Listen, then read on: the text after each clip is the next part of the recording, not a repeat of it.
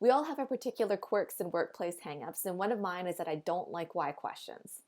I found over the course of the pandemic that I've been getting a lot more why questions, and so for this video, I wanted to offer a couple of perspectives. First, I want to be clear that when I was being trained in production, it was many years ago in a different world. When I was learning about production, the common, if old school way for me to learn something was to do something without knowing the why behind it. I just did something because I was told to do it in a particular way, no questions asked. I admit I have obviously inherited this old school attitude, and my current attitude, which is perhaps a bad one, is that sometimes we aren't entitled to an answer. It's our job and duty to carry something out with minimal questions. Not everything is going to have a satisfying answer or make you more passionate about your job. For me, the understanding and connections came with time and observation. Alexandra Carter, a professor of law and author of Ask for More, 10 Questions to Negotiate Anything, says, why looks backward, often seeking to particularize a problem to a perpetrator. But the even bigger problem with why is that it's a distancer. When we feel we understand why someone did something, we can blame that why and understand how we are separate from it. Something I want to make clear is that while I don't like why questions, I am always keen to improve things. So when it comes to something like, why do we do things this way? It's not that I'm against changing or improving workflows, quite the opposite. I want to move quickly past the why and onto the how or what. For example, how can we improve things? Or what can we do to make this process more efficient? Or simply, what if we tried this instead? Tasha Eurich, author of Insight, says, why questions draw us to our limitations? What questions help us see our potential? Why questions stir up negative emotions? What questions keep us curious?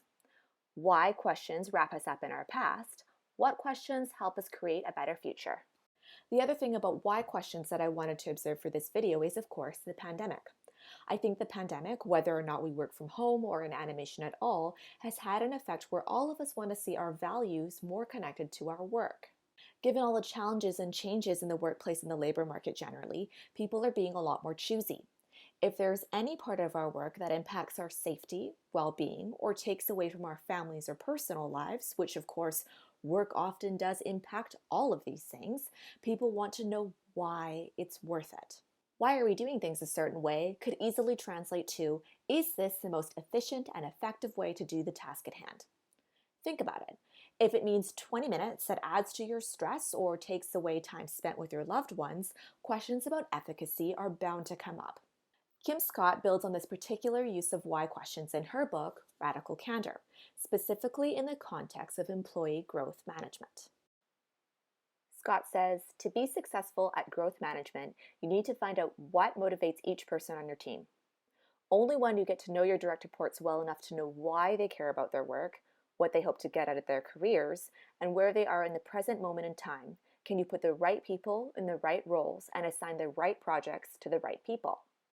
I'll leave you with an exercise from Insight that Tasha Eurich calls Why Not Why. She says, let's say you're in a terrible mood one day after work. We already know that asking, why do I feel this way, should come with a warning label. What if you asked instead, what am I feeling right now? Asking what instead of why forces us to name our emotions, a process that a strong body of research has shown to be effective. If this sounds too simple to be true, try naming your feelings for a week and see what you notice.